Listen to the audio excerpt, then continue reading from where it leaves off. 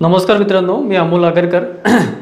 आज आपण इंजिनियर अमोल चॅनलवर जे आपण महत्त्वाचं बघणार आहोत ते आहे आपला प्रीवियस पेपर महाट्रान्सको टेक्निशियन या पदाकरता जे काही आता पुढे भरती येणार आहे, पुढच्या कोणत्याही दिवशी ॲड येऊ शकते। बऱ्याच जणांना प्रश्न पडला असेल की सर आता ॲड येत नाही आहे किंवा जाहिरात येत नाही आहे, तर कधी येणार आहे, किती वेळ आहे, आणखी किती आम्ही वाट बघायची। कारण ते कसं आहे, त्याशिवाय एक स्पार्क मिळत नाही, एक इच्छा होत नाही, एक एनर्जी येत नाही। जेव्हा ॲड येते तेव्हा आपल्याला ते आपण थोडंसं त्या मागे लागतो किंवा जे काही आपलं हातचं काम सोडून आपण त्याच्या मागे लागतो। तर मित्रांनो, ॲड ही 100% कन्फर्म आहे। फक्त कसं आहे की आता एक पुढच्या 5-6 दिवसामध्ये किंवा 3 दिवसामध्ये 8 दिवसामध्ये कधी पण ही नोटीस किंवा ॲड येऊ शकते। ठीक आहे, नोटीस म्हणजे काय की तुम्हाला ते आधी कळवतील की आम्ही 1 महिन्यानंतर किंवा 15 दिवसानंतर ॲड देऊ आणि त्यानंतर ते ॲड देतील। मग तुम्हाला आणखी 20 दिवस मिळतील एक्झामसाठी, म्हणजे फॉर्म सबमिट करण्यासाठी। त्यानंतर त्याच्या पुढच्या 45 दिवसानंतर किंवा 60 दिवसानंतर एक्झाम होईल। म्हणजे साधारण आतापासून तुम्हाला 3 ते 3.5 महिने आरामात मिळतात, 3 महिने आरामात मिळतात। जर ॲड डायरेक्ट आली तर तुम्हाला 2.5 महिने कन्फर्म मिळतात। ठीक आहे, हे एक शेड्यूल आहे। त्याच्यामध्ये IBPSची प्रोसिजर ही अतिशय फास्ट असते, परंतु तो जो पिरियड असतो तुम्हाला जे काही URL असतं आपलं साईटवर जे काही अपलोड करतात ऑनलाईनचं सगळं सिस्टीमवर सॉफ्टवेअर वगैरे, तर त्याला थोडा वेळ लागतो, म्हणून ॲडला वेळ लागतो आहे, जे काही आपण माहिती काढली आहे त्यावरून। परंतु ॲड ही पुढच्या काही दिवसामध्ये, या महिन्यामध्ये 100% त्याची नोटीस किंवा ॲडसुद्धा येणार आहे। त्याच्यामुळे त्यावर डिपेंड राहू नका, त्यावर असं हे करू नका, म्हणजे शंका घेऊ नका, ॲड ही येणारच आहे। तुम्हाला जास्तीत जास्त वेळ आता अभ्यासाला मिळालेला आहे, त्याचा फायदा घ्या। कारण की मी परत तुम्हाला तेच सांगतो की अतिशय चांगली अपॉर्च्युनिटी आहे। महापारेषणमध्ये जॉब करणे हा ड्रीम जॉब असतो, तो एईचा असो, टेक्निशियनचा असो किंवा मग तुमच्या आणखी पोस्टचा असो। त्याच्यामध्ये चांगले जॉब आहेत, वुमनसाठी, लेडीजसाठी हे चांगले जॉब आहे। याच्यामध्ये तुम्हाला जास्तीत जास्त बेनिफिट मिळतात। बेनिफिट म्हणजे कसं, वर्किंग एन्व्हायरमेंट चांगला राहते, वर्क सॅटिस्फॅक्शन राहते, टेक्निकली बऱ्यापैकी जॉब राहतो। त्याच्यानंतर तुम्हाला फक्त तुमचं जे सबस्टेशन आहे 220 किंवा 132 kV, याच्यामध्ये तुम्हाला वर्क करावं लागतं, त्या लाईनचं मेंटेनन्स करावं लागतं आणि त्यावर देखरेख करावं लागते। ठीक आहे, आणि बाकी जे तुमची लाईन आहे पुढची सबस्टेशनपासून जी पुढे जातं त्याचंसुद्धा थोडंफार तुमच्या अंडरमध्ये येतं। ते डिपेंड, जॉब प्रोफाईलवर डिपेंड राहतं। मी ऑलरेडी सगळी माहिती तुम्हाला आपल्या यूट्यूबच्या चॅनलवर, इंजिनियर अमोल चॅनलवर जी महाट्रान्सकोची जी आपली हे दिलेली आहे, प्लेलिस्ट दिलेली आहे महाट्रान्सकोची, त्यावर सगळी माहिती तुम्हाला मिळून जाईल। ठीक आहे, तर आजच्या व्हिडिओमध्ये आपण बघणार आहोत की जे काही आता 16-17मध्ये जी एक्झाम झालेली आहे टेक्निशियन 4ची किंवा टेक्निशियन पदाची, आता जे असं आहे की आता सहाय्यक तंत्रज्ञ हे पद त्यांनी केलेलं आहे। स्टाफ सेटअप नंतर ते प्रमोशन नंतर मग पुढे ऑपरेटर वगैरे, हे ऑपरेटर हे पोस्ट आता डायरेक्ट राहिलेलं नाही आहे। त्यामध्ये तुम्हाला एक महत्त्वाचं अपडेट आणखी द्यायचं आहे की याच्यामध्ये कसं आहे की आधी टेक्निशियन 4ची ॲड यायची, मग ऑपरेटरची यायची, असे अलग अलग ॲड यायचे। आता असं नाही आहे, सहाय्यक तंत्रज्ञ हे पद पुढे प्रमोशनच्या नंतर तुम्हाला ऑपरेटर म्हणून काम करावं लागते, पहिली गोष्ट। दुसरी गोष्ट, हे जे आहे ना, हे एक कॉमन पोस्ट आहे, म्हणजे एक कॉमन तुम्हाला एक डेझिग्नेशन दिलेलं आहे। तुम्हाला ऑपरेटरचं सुद्धा काम करावं लागू शकते, तुम्हाला टेक्निशियनसुद्धा काम करावं लागू शकते ॲज पर रिक्वायरमेंट। ठीक आहे, हा महत्त्वाचा पॉईंट आहे। हा मला आता रिसेंटली एक 8-15 दिवसाआधी कळलेला आहे की आता ऑपरेटरची पोस्ट हे निघणार नाही। हे जे काही आहे तुम्हाला सहाय्यक तंत्रज्ञ म्हणून जॉईन झाल्यानंतर त्यामध्ये तुम्हाला ते ऑपरेटर म्हणून सुद्धा ड्युटी देऊ शकतात, तुम्हाला टेक्निशियन म्हणून सुद्धा काम करावं लागू शकते। दोन्ही ड्युटीज ते तुम्हाला ॲट अ टाईम देणार नाही, परंतु तुम्हाला त्याच्यासाठी तयार राहावं लागते। आणि चांगली गोष्ट आहे, काही वाईट नाही आहे, तुम्हाला दोन्ही गोष्टींचा अनुभव येतो। आणि तुम्हाला आता ऑपरेटर म्हणून ते पुढे पोस्ट निघणार नाही, ही जी पोस्ट आहे हीच तुमची पुढे प्रमोशन म्हणून तुम्हाला ऑपरेटर म्हणून केलं जाते, किंवा तुम्हाला ज्युनियर ऑपरेटर किंवा असिस्टंट ऑपरेटर म्हणून तुम्हाला काम दिलं जाते ॲज अ टेक्निशियन म्हणून। ठीक आहे, टेक्निशियन ही पोस्टचं नाव तुमचं टेक्निशियन म्हणूनच राहील, सहाय्यक तंत्रज्ञ म्हणूनच राहील। ठीक आहे, तर जो काही प्रिव्हियस आपला पेपर आहे त्यावर आपण एक नजर टाकणार आहोत आणि त्याबद्दल तुम्हाला मी आज माहिती देणार आहे। आशा करतो की ती सगळी माहिती तुम्हाला काहीतरी तुमच्या एक्झाममध्ये किंवा प्रिपरेशनमध्ये कामातच पडेल। तर बघा मित्रांनो, MT technician grade 4 electrician NCTVT म्हणजे 2016-17मध्ये जे काही महाट्रान्सकोनी टेक्निशियन 4ची एक्झाम घेतली त्याचा हा पेपर आहे। बऱ्याच विद्यार्थ्यांनी हा पेपर कदाचित बघितला असेल, परंतु ज्या विद्यार्थ्यांनी नाही बघितलं त्यांच्यासाठी मी परत सांगतो आहे। आपण याच्या आधी ग्रेड 6चा एक आपण क्वेश्चन पेपर घेतलेला होता, प्रिव्हियस पेपर घेतलेला होता। तर ज्यांना आयडिया नाही आहे की पेपर कसा असतो किंवा काय कोणत्या टाईपचे प्रश्न असतात, थिअरॉटिकल किती असतात, आपल्या याची किती असतात, टेक्निकलमध्ये थिअरॉटिकल किती असतात, नंतर प्रॉब्लेमॅटिक किंवा इक्वेशन किती असतात, किंवा ॲप्टीचे प्रश्न कसे असतात, बुद्धिमत्तेचे कसे असतात, मराठीचे कसे असतात, त्यांनी थोडंसं लक्षपूर्वक इथे ऐका आणि थोडंसं बघून घ्या। याची PDF मी तुम्हाला आपल्या टेलिग्राम चॅनलवर, म्हणजे इंजिनियर अमोल टेलिग्राम चॅनलवर देतो आहे, तिथं तुम्ही बघू शकता। लिंकसुद्धा मी टेलिग्राम चॅनलची डिस्क्रिप्शन बॉक्समध्ये देतो आहे। ठीक आहे, त्याच्यामध्ये बघा, वर्कर्स आणि ड्युरेशनवर हा प्रश्न आहे, पहिला प्रश्न।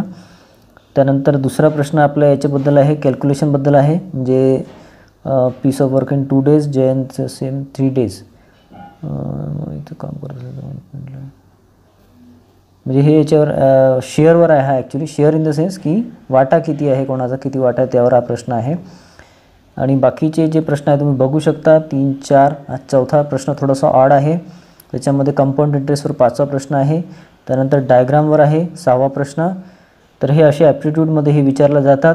अल्फाबेटिकल जे alphabets of word lake arrange randomly किती शक्यता आहे एलवरून चालू असण्याची, म्हणजे याच्यामध्ये खूप अलग अलग प्रकारचे प्रश्न आहे. आपण असं कन्फर्म सांगू शकत नाही की याच टॉपिकवर होईल किंवा आहे. त्याच्यामुळे तुमचा अभ्यास हा चहूबाजूंनी पाहिजे, म्हणजे तुमचं थोडंसं म्हणजे ऑलराऊंड तुमचा अभ्यास पाहिजे. ठीक आहे, हे लक्षात घ्या या क्वेश्चन सेटवरून. त्यानंतर इथे मग कसं आहे माहिती आहे का, इंग्लिश आणि मराठी दोन्ही लँग्वेजमध्ये क्वेश्चन्स दिलेले आहेत. त्यामुळे खूप मोठे मोठे वाटतात. ॲक्च्युली प्रश्न हा छोटा आहे. याच्यामध्ये खूप काही असे मोठे मोठे प्रश्न त्यांनी दिलेले नाही आहे. बँकिंगमध्ये किंवा सेंट्रल गव्हर्नमेंटला, रेल्वेला वगैरे खूप वास्ट टाईपचे असतात. हे तसे नाही आहे इथे. ठीक आहे, त्याच्यामुळे तुम्हाला जास्तीत जास्त बेसिकची प्रॅक्टिस इथे करायची आहे अभ्यास करताना. त्यामध्ये हे अंकगणितचे जे आहेत पूर्ण तुम्हाला प्रश्न इथे तुम्ही बघू शकता. जास्त काही मी प्रत्येक प्रश्न घेत नाही, तर हा व्हिडिओ खूप मोठा होऊन जाईल. टोटल 20 प्रश्न इथे यांनी अंकगणितचे घेतलेले आहेत. त्यानंतर बघा टॉपिक आहे फायनल लॉजिकल रिझनिंग म्हणजे LR. याच्यामध्ये बघा 40 प्रश्न असतात आणि 20 मार्काचं हे राहतं. त्याच्यामध्ये बघा इथे परत त्यांनी खालील शृंखला पूर्ण करायचे दिलेले आहे. त्याच्यामध्ये इंग्लिश आणि मराठी दिलं असल्यामुळे हे डबल वाटतात, तिथे कन्फ्यूज होऊ नका. 6, 216, 11, 121, 16, 4096, 21 आणि शेवटच्या ब्रॅकेट याच्यामध्ये बॉक्समध्ये काय येईल हा प्रश्न आहे. त्याच्यामध्ये 441 यांनी दिलेला आहे. कॅल्क्युलेट तुम्ही करू शकता. तसेच हे बाकीचे प्रश्न आहे या रिलेटेड त्यांनी 3 ते 4 प्रश्न असेच दिलेले आहे. बघा बॉक्समध्ये सगळं दिलेले आहे. ठीक आहे, जास्त दिलेलं आहे ॲक्च्युली. 5वा प्रश्नसुद्धा त्यावरच आहे. त्यानंतर आता परत चेंज केलेलं आहे त्यांनी. त्याच्यामध्ये कोड लँग्वेज दिलेली आहे. कोड लँग्वेजवर प्रश्न आहे. त्यामध्ये प्रत्येक प्रश्न इथे मी घेत नाही, तुम्ही बघू शकता. PDF देईल तुम्हाला टेलिग्राम चॅनलवर. त्याच्यामध्ये यांनी अल्फाबेट्सवर प्रश्न दिलेले आहे. इथे प्रश्न आहे बघा 13वा. त्यानंतर 15वा प्रश्न आहे सिस्टर वाईफ डॉटर म्हणजे रिलेशनवर आहे. ठीक आहे, रिलेशन प्रश्न आहे हा. त्यानंतर हा सुद्धा रिलेशनवर आहे. 16वा प्रश्न. 17वा प्रश्न सुद्धा रिलेशनवर आहे. ठीक आहे, हे एकदम इझी आहे मित्रांनो. म्हणजे इझी म्हटल्यापेक्षा मॉडरेट लेवलचं आहे. जास्त काही खूप टफमध्ये जाऊ नका, जास्त वास्टमध्ये जाऊ नका. प्रॅक्टिसला महत्त्व द्या आणि बेसिक प्रश्न करा ॲप्टी रिझनिंगचे. ठीक आहे, ही झाली 20 प्रश्न. आता 21वा प्रश्न. याच्यामध्ये बघा ठीक आहे 22 म्हणजे एकदम असे शॉर्टमध्ये दिले आहे. खूप असे लेंदी प्रश्न नाही आहे याच्यामध्ये रिझनिंगमध्ये. ठीक आहे, आता हे थोडंफार डेटा इंटरप्रिटेशनवर येईल आपल्याला आता खाली. याचे ॲक्च्युली मराठी इंग्लिशमध्ये वर्जन असल्यामुळे हे प्रश्न खूप मोठे मोठे दिसत आहेत आपल्याला. ठीक आहे, ॲक्च्युली खूप शॉर्टमध्ये आहेत हे प्रश्न. याचे उत्तरंसुद्धा कमी याच्यात दिलेले आहे. यावरूनच त्याची लेवल लक्षात येते. ठीक आहे, बँकिंगमध्ये, रेल्वेजमध्ये हे खूप मोठे मोठे प्रकारचे प्रश्न असतात. खूप थिअरी दिलेली असते, ते तुम्हाला त्याचं लॉजिक लावून तुम्हाला सॉल्व करावं लागतात. ठीक आहे, तर हे एकंदरीत बघा इथे यांनी दिलेले आहे 38, 39 आणि हा 40. याच्यामध्ये 40मध्ये थोडासा वास्ट दिलेला आहे. 39 आहे हा. 40मध्ये आणखी तसंच दिलेलं आहे. सेम प्रकारचे आहे. स्टेटमेंट्स दिलेले असतात, त्याच्यामध्ये तुम्हाला लॉजिक लावावं लागतं. ठीक आहे, यानंतर बघा हा टॉपिक आहे मराठी. मराठीमध्ये भाषा हा शब्द भाष्य या भाषेतील बघा उत्तर आहे संस्कृत. ठीक आहे, हा थोडासा वेगळा आहे, परंतु हे आपलं उगम जे म्हणतो आपण मराठी भाषेचा उगम त्यावरून हा प्रश्न आलेला आहे. त्यानंतर असे प्रश्न म्हणजे बघा खूप शॉर्टमध्ये दिलेले आहे त्यांनी. असं खूप काही डिटेलमध्ये दिलेलं नाही किंवा मोठे मोठे प्रश्न नाही आहे. मॉडरेटपेक्षाही लो लेवलचे प्रश्न आपण याला म्हणू शकतो. तुमचा अभ्यास जर बऱ्यापैकी झाला असेल किंवा असेल तर तुम्हाला हा आरामात स्कोअर करणं तुमचं सोपं जातं यामध्ये. ठीक आहे, यामध्ये बघा 20 प्रश्न आहेत आणि 10 मार्काचं त्याचं वेटेज आहे. त्यानंतर बघा फायनल आहे इलेक्ट्रिशियन. ठीक आहे, आपला सगळ्यात महत्त्वाचा पार्ट म्हणजे ज्याला 2.2चं वेटेज आहे प्रत्येक प्रश्नाला, तो आहे इलेक्ट्रिशियन. तर यामध्ये मी तुम्हाला आधीच याचं ॲनालिसिस केलेलं आहे मित्रांनो. यामध्ये टोटल 50 प्रश्न आहे आणि 2.2चं वेटेज म्हणजे 110 मार्काचा जबरदस्त तुम्ही जिथे स्कोअर करू शकता. हा एरिया आहे इलेक्ट्रिशियनचा, टेक्निकलचा. तर त्याच्यामध्ये प्रॉब्लेमॅटिकलचा प्रश्न पाहिला आपण, इक्वेशन बेस किंवा प्रॉब्लेमॅटिकल बेस, तर त्याच्यामध्ये फक्त तुम्हाला 1 ते 2 प्रश्न मला दिसले जिथे तुम्हाला कॅल्क्युलेशन करावं लागतं. बाकी तुम्हाला जसं आता याची व्हॅल्यू किती, त्याची व्हॅल्यू किती, असे प्रश्न 7 ते 8 आहेत आणि बाकीचे जे आहेत जे सगळं थिअरॉटिकल आहे. ठीक आहे, 40+ प्रश्न हे थिअरॉटिकल आहेत, लक्षात घ्या. थेरॉटिकल प्रश्न आहे त्याच्यामध्ये एकदम साधे साधे प्रश्न. न्यूनतम ऊर्जेच्या स्थितीत म्हणतात त्याच्यामध्ये नॉर्मल. ठीक आहे, न्यूनतम ऊर्जा म्हणजे नॉर्मल. त्याच्यामध्ये बघा खालीलपैकी कोणती, 6वा प्रश्न, खालीलपैकी कोणती गोष्ट विजेचा एक निकृष्ट वाहक आहे. त्याच्यामध्ये डायमंड दिलेला आहे. एकदम बेसिक प्रश्न आहे मित्रांनो, याच्यामध्ये काहीच कठीण नाही आहे. ठीक आहे, काही प्रश्न थोडेसे लेवल जास्त दिली आहे. जसं आता रिव्हर्स रिकव्हरी टाईमचे एकक काय, हे एककच दिलेलं आहे. काही खूप कठीण प्रश्न नाही आहे. शैक्षणिक क्षेत्रात कोणत्या प्रकारचे रोबोट्स वापरले जातात, हा थोडा वेगळा हटके प्रश्न आहे. हॉबी रोबोट दिला आहे इथे उत्तर त्यांनी, वेगळा प्रश्न आहे. म्हणजे असे सुद्धा प्रश्न ते 3 ते 4 विचारू शकतात 50 पैकी. ठीक आहे, ज्यांचा अभ्यास बऱ्यापैकी झालेला आहे त्यांनी थोडंसं एक्स्ट्रा जी आपले टॉपिक आहे त्यावर सुद्धा कव्हर करायचा प्रयत्न करावा.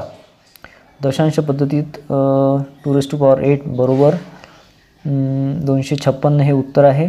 बघा हा ॲक्च्युली गणिताचा प्रश्न हा इथे आलेला आहे. ठीक आहे, टेक्निकलमध्ये टाकला आहे त्यांनी हा प्रश्न. ठीक आहे, म्हणजे असं हे काही कुठेही टाकतात बरं. हा इलेक्ट्रॉनिक्सचा प्रश्न आहे. गेट उत्तर आहे याचं, OR गेट. त्यानंतर याच्यावर इलेक्ट्रॉनिकवर टॉपिकमध्ये बघा 3-4 प्रश्न रेग्युलर दिलेले असतात किंवा असतात याच्यामध्ये. ॲक्च्युली 7 ते 8 प्रश्न आरामात किंवा जास्त राहू शकते, 10पर्यंत प्रश्न इलेक्ट्रॉनिकवर राहू शकते. ठीक आहे, तर हे बघा एकदम DC मोटरमध्ये DC पुरवठा सुरू करण्याकरता दांडा ऑफ स्थितीत नेऊन सुरू करतात. ठीक आहे, एकदम बेसिक आहे मित्रांनो, जास्त काही खूप डिटेलमध्ये दिलेलं नाही आहे. प्रश्न पण जसे प्रश्नाची जी हे असते लेंथ असते त्याच्यावर लक्ष देतं. मराठी इंग्लिशमध्ये दिल्यामुळे आपल्याला प्रश्न मोठा वाटतो. इलेक्ट्रॉनिकचा बऱ्यापैकी पार्ट आहे. एक साधारण 10 ते 12 मार्क डिजिटल आणि इलेक्ट्रॉनिक आणि पॉवर सिस्टीम वगैरे पॉवर इलेक्ट्रॉनिक्स मिळून दिलेलं आहे यांनी. याच्यामध्ये बघा सिलेबसमध्ये power system, basic electrical, basic electronic, power electronics आणि मशीन्स यावर जास्तीत जास्त वेटेज असते. ठीक आहे, हे बघा आता हे डायग्राम दिलेलं आहे, डायग्रामवरून प्रश्न दिलेला आहे याच्यामध्ये. तर असे हे टोटल बघा इक्वेशन कुठेच दिलेलं नाही आहे त्यांनी. इक्वेशन म्हणजे बघा हा प्रश्न कसा आहे, चौरांकाचे सोलर कॉन्स्टंट मूल्य काय आहे, असे प्रश्न त्यांनी जवळपास 7 ते 8 प्रश्न विचारलेले आहेत. 38वा प्रश्न आहे हा. ठीक आहे, त्याच्यामध्ये बघा पवनचक्कीचे उत्पादन याद्वारा दिले जाते. हे पहा हा फॉर्म्युला आहे इथे. ठीक आहे, हा फॉर्म्युला तुम्हाला असे फॉर्म्युलाच तुम्हाला करून ठेवावं लागेल. हे इक्वेशन नाही आहे किंवा प्रॉब्लेम नाही आहे, हा फॉर्म्युला आहे फक्त. असे फॉर्म्युलेच्या बेसवरचे बरेच प्रश्न यांनी विचारलेले आहे. डायग्राम पण इथे दिलेली आहे. पिन इन्सुलेटर आहे हे, इथे उत्तर पण दिलेलं आहे बघू शकता तुम्ही करेक्ट आन्सरमध्ये. त्यानंतर बघा डायग्राम बेसिसवर 2-3 प्रश्न यांनी विचारलेले आहेत. आतापर्यंत 50 प्रश्न आहेत मित्रांनो. बघा याच्यामध्ये तुम्हाला ऑलरेडी सांगितलेलं आहे बेसिक म्हणजे electronic, basic electrical, power electronics, digital electronics आणि पॉवर सिस्टीम आणि मशीन्स हे 4-5 टॉपिक महत्त्वाचे आहेत. याच्यामध्ये इक्वेशन बेस किंवा प्रॉब्लेमॅटिक बेस फक्त एकच प्रश्न आहे, बाकी सगळे 40+ प्रश्न हे थेरॉटिकल आहेत. तर मित्रांनो हा जो पेपर आपण बघितलेला आहे तो अतिशय तुमच्या रेफरन्ससाठी अतिशय महत्त्वाचा आहे. या रिलेटेडच तुम्हाला अभ्यास तुमचं हे जे आहे तुमचं हे पॉईंट्स लक्षात घेऊनच तुम्हाला जो अभ्यास करणे भाग आहे. कारण की तुम्हाला ऑलरेडी सांगितलं आहे मी की थिअरॉटिकल प्रश्न खूप आहेत, टेक्निकलचे 40+ प्रश्न आहे. ॲप्टी रिजनिंग हे बऱ्यापैकी मीडियम लेवलचं आहे, जास्त त्याच्यामध्ये हे नाही आहे, जास्त वास्ट नाही आहे. आणि मराठी हे बऱ्यापैकी इझी आहे, परंतु मराठीचं सुद्धा त्यांनी सिलेबस असं खूप कुठून विचारलेलं आहे. मी ऑलरेडी तुम्हाला रेफरन्स बुक मराठीचं सांगितलेलं आहे. बाळासाहेब शिंदे सरांचं मराठीचं बुक येतं व्याकरणचं आणि मोरा वाळंबे सरांचं येतं. ते दोन्ही रेफर केलं तर तुमचं मराठीचं सिलेबस कव्हर होऊन जाईल. ठीक आहे, म्हणजे दिवसातून ॲटलिस्ट तुम्ही टेक्निकलला 5 ते 6 तास देणं आवश्यक आहे सध्याच्या कंडिशनला, जे आता एक्झाम तोंडावर आहे त्यामुळे. आणि ॲप्टी रिजनिंग आणि मराठी हे तिन्ही मिळून तुम्ही 2 ते 3 तास दिले तरी सफिशियंट आहे. टोटल 7 ते 8 तास तरी द्यावे अशी माझी तुम्हाला रिक्वेस्ट आहे, जेणेकरून तुमचं सिलेक्शन हे कन्फर्म होईल. अतिशय गोल्डन ऑपॉर्च्युनिटी आहे मित्रांनो, कुठेच कमी पडू नका. सगळे तुमचे वेळ तुमचा जो मॅनेज करा, जे काही बाकीचे कामं असतील ते बाजूला ठेवा आणि अभ्यासाच्या मागे लागा. ठीक आहे, तर आजचा व्हिडिओ तुम्हाला बऱ्यापैकी आवडला असेल किंवा माहिती मिळाली असेल तर तुम्ही व्हिडिओला लाईक करू शकता आणि जास्तीत जास्त शेअर करा, जेणेकरून इतर विद्यार्थ्यांनासुद्धा माहिती मिळेल. तुम्ही बऱ्याच जणांना माहिती पण असेल ही क्वेश्चन सेटबद्दल किंवा आपल्या प्रिव्हियस पेपरबद्दल, परंतु बऱ्याच जणांना माहिती नसते, त्यांच्यापर्यंत हा व्हिडिओ पोहोचावा अशी माझी विनंती आहे तुम्हाला. आणि आपल्या चॅनलला इंजिनियर अमोल चॅनलला सबस्क्राईब करून ठेवा, जेणेकरून वरचेवर आपण असे सब्जेक्ट्स देत असतो ते तुम्हाला मिळत राहतील. धन्यवाद मित्रांनो.